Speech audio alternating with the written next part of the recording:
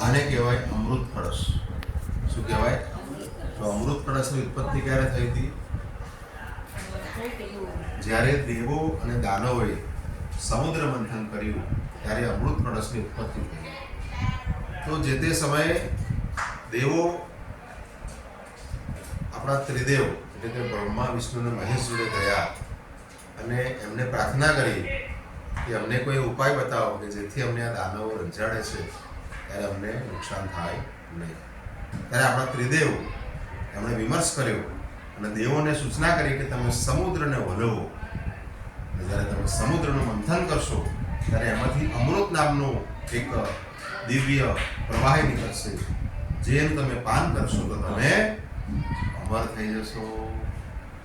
અમૃત પીવાથી શું થવાય? અમર થઈ જવાય. તો દેવો તો પ્રસન્ન થઈ ગયા. પણ દેવો એકલાનું કામ નતું એટલે દેવોએ ફરી પાછા દાનવોને સમજાવે કે ચલો આપણે સમુદ્રને વલોવીએ. સમુદ્રને મંથન કરતા જે કંઈ મળશે આપણે એને વહેંચી લઈશું. એટલે દેવો અને દાનવોએ સુમેરુ નામના પર્વતને દરિયામાં મૂક્યો. વાસુકી નામના નાગની વલોણી બનાવી અને સમુદ્ર મંથન શરૂ કર્યું. સમુદ્ર મંથન શરૂ કરતા એટલે કે સમુદ્રને વલોવ્યો. એક બાજુ સાપનું મોઢું ખેંચે એટલે સમુદ્ર આ રીતે ફરે, પછી સાપની પૂંછડી ખેંચે એટલે સમુદ્ર ઊંધો ફરે, દરિયો પર્વત ઊંધો ફરે એટલે સમુદ્ર વલોવ્યો ને. હા, એટલે સૌથી પહેલું અંદરથી શું પ્રગટ થયું? દરિયાને વલોવતા હળાહળ નામનું ઝેર પ્રગટ થયું. એ ઝેર લેવા કોઈ તૈયાર ના થયા. દેવો કે અમારે પણ નથી જોઈતું, દાનવો કે અમારે પણ નથી જોઈતું. ત્યારે આપણા ઘોડાશંકરે ઝેર પીવા માટે તૈયાર થઈ ગયા અને ઘોડાશંકરે વિષનું પાન કર્યું અને એમનું નાક છે ગળામાં વીંટાઈ ગયો માટે એમનું ગળું થઈ ગયું ગુરુ. માટે આપણા મહાદેવજી કહેવાયા નીલકંઠ કહેવાયા.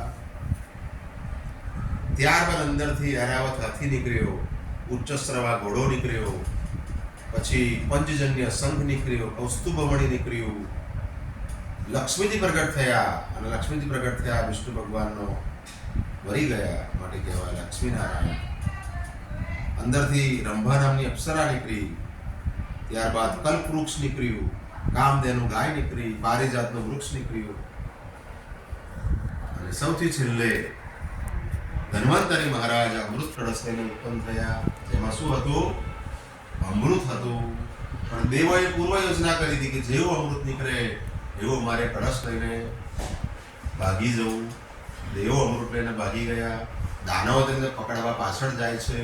4 જગ્યાએ દેવો પકડાઈ જાય છે અને 4 જગ્યાએ એમણે અમૃત માટે ઝપાઝપી થાય છે કળશ માટે અને અમૃતના છાંટા નીચે જમીન પર પડે છે. માટે આ 4 જગ્યાએ અત્યારે કુંભ મેળો ભરાય છે જે અમૃતના અભિષેકના થયા હતા. પછી ભગવાનને થયું, વિષ્ણુ ભગવાનને કે જો હું મધ્યસ્થી નહીં કરું તો આ દેવો અને દાનવો પોતાના ઝઘડામાં અમૃતને વેડફી નાખશે.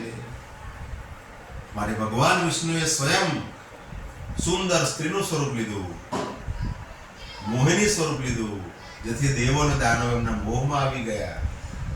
અને મોહમાં આવ્યા પછી ભગવાને કહ્યું કે ચલો હું તમને અમૃત વહેંચી આપું છું. એક બાજુ બધા દેવો બેસી જાઓ, એક બાજુ બધા દાનવો પંક્તિમાં બેસી જાઓ. અને ભગવાને તેમને નૃત્ય કરતા કરતા અમૃત આપવાનું ચાલુ કર્યું. પ્રથમ દેવોને આપવાનું ચાલુ કર્યું. પણ એક જે રાક્ષસ હતો, એક દાનવ હતો, એ ખૂબ ચતુર હતો અને દાનવ હોવા છતાં એ દેવોની લાઈનમાં જઈને છેલ્લે બેસી ગયા. ભગવાને તેમને પણ અમૃત જુલમાં આપી દીધું. પછી જોડે ચંદ્ર ભગવાન બેઠા હતા. ચંદ્ર ભગવાને વિષ્ણુ ભગવાનનું ધ્યાન દોર્યું કે આ તો રાક્ષસ છે. માટે ભગવાન પોતાના મૂળ સ્વરૂપમાં આવી વિષ્ણુ ભગવાને સુદર્શન ચક્ર વડે એમનું મસ્તક છેદી નાખ્યું. પણ અમૃત તો ગળાના ઉપરના ભાગમાં પણ હતું, નીચેના ભાગમાં પણ હતું. માટે મસ્તક કપાઈ ગયો હોવા છતાં એ અમર થઈ ગયા. અને એ કોણ બન્યા? માથાનો ભાગ છે તે રાહુ અને ધડનો ભાગ છે તે કેતુ. રાક્ષસ હોવા છતાં એ દેવોની જોડે એમને સ્થાન મળ્યું. ત્યારબાદ આ કળશને ભગવાને ત્યજી દીધો. માટે ભગવાન આ કળશે શંકર દાદા પાસે ગયો અને કહ્યું કે ભાઈ મને આ કોઈ અમૃત વેચે જવાથી મને ત્યજી દીધો. અને ભગવાને શંકર દાદાએ વરદાન આપ્યું કે પ્રથમ કોઈ પણ પૂજામાં મારા પુત્ર ગણપતિનું પૂજન થશે અને પછી કલશ પૂજન થશે અને આપણા ઋષિમુનિઓ મહાન છે, જેના આપણે બધા સંતાનો છીએ. ઋષિમુનિએ આ આખો પ્રયોગ બનાવ્યો, જેને કહેવાય પુણ્યવાચરણ. આ પ્રયોગ કરવાથી આપણને પુણ્ય મળે છે. શું મળશે? પુણ્ય મળે છે. તેની અંદર પાંચ પ્રકારના પાન મૂકવા પડે આપણે: આસોપાલવ, વડ, પીપળો, નાગરવેલ અને વડ, આંબો. આ 5 પાન મૂકવાના, પંચરત્ન, પંચ ધાતુ પધરાવવાનું. ત્યારે આ પ્રયોગ પૂર્ણ થાય છે. આજે માટે આપણી જોડે જે વસ્તુ છે એનાથી આપણે કરીશું. સ્ટોપ. સ્વચ્છ કરો.